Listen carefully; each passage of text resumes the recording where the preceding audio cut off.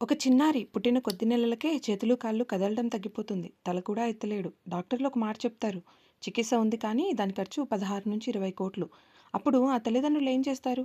ఇల్లు అమ్ముతారు, బంగారం అమ్ముతారు, అప్పులు చేస్తారు. చివరికి సోషల్ మీడియాలో చేతులు జోడించి మా బిడ్డను కాపాడండి అని వేడుకుంటారు.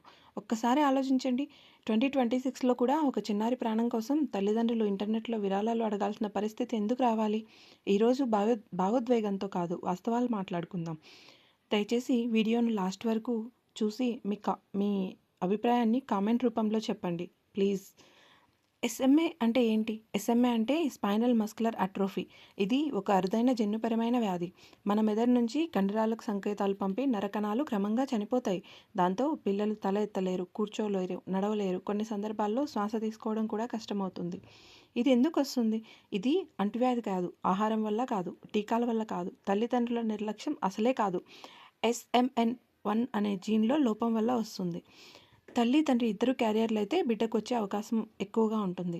ఇప్పుడు ఎలా గుర్తించాలి? పిల్లవాడు తల ఎత్తకపోతే, కూర్చోవడం ఆలస్యమైతే, చేతులు కాళ్ళు బలహీనంగా ఉంటే, పాలు తాగలేకపోతే, శ్వాస తీసుకోవడంలో ఇబ్బంది ఉంటే వెంటనే పిల్లల న్యూరాలజిస్ట్ను సంప్రదించాలి.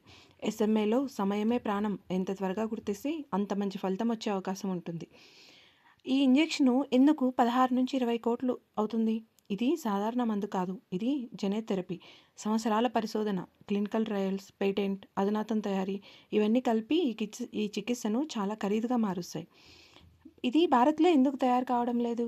భారత్కి సామర్థ్యం లేదని కాదు, కానీ పేటెంట్ హక్కులు, అత్యంత క్లిష్టమైన తయారీ, భారీ పెట్టుబడులు, కఠినమైన అనుమతులు వీటి వల్ల ప్రస్తుతం విదేశాల నుంచి దిగుమతి చేసుకోవాల్సి వస్తుంది.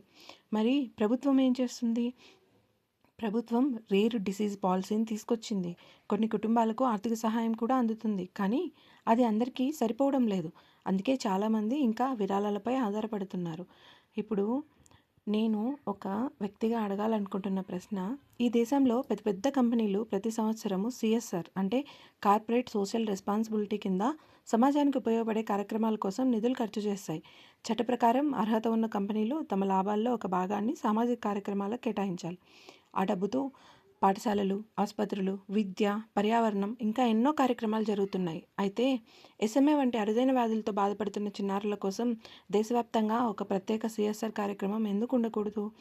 ఇప్పుడు బ్యాంకుల గురించి కూడా ఒక ప్రశ్న. మనలో చాలామంది minimum balance charges, SMS charges, ATM charges ఇలా వివిధ రకాల బ్యాంక్ ఛార్జీలు చెల్లిస్తున్నాం.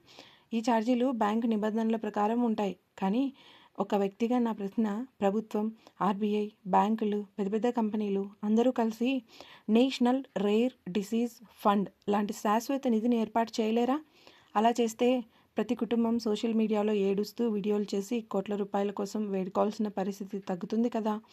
ఇది విమర్శ కాదు, నేను ఎవరిని నిందించడం లేదు. కానీ ఒక చిన్నారి ప్రాణం కాపాడడానికి ఒక కుటుంబం వైరల్ కావాల్సిన అవసరం ఉండకూడదు. సహాయం ఎప్పుడూ ఒక వ్యవస్థ ద్వారా అందాలి. అదే అభివృద్ధి చెందిన సమాజానికి గుర్తు. ఈ వీడియో ఎవరిని తప్పుపట్టడానికి కాదు, SMA గురించి అవగాహన పెంచడానికి, అరుదైన వ్యాధులతో బాధపడుతున్న కుటుంబాల గురించి ఆలోచించడానికి. మన దేశంలో ఒక చిన్నారి ప్రాణం కోసం ప్రతి కుటుంబం సోషల్ మీడియాలో విరాళాలు అడగాల్సిన పరిస్థితి లేకుండా శాశ్వత పరిష్కారం తీసుకురాలేమా? మీ అభిప్రాయం ఏంటి? ప్రభుత్వం, బ్యాంకులు, కంపెనీలు కలిసి రేర్ డిసీజ్ ఫండ్ ఏర్పాటు చేయాలా? మీ అభిప్రాయాన్ని కామెంట్ రూపంలో తెలియజేయండి.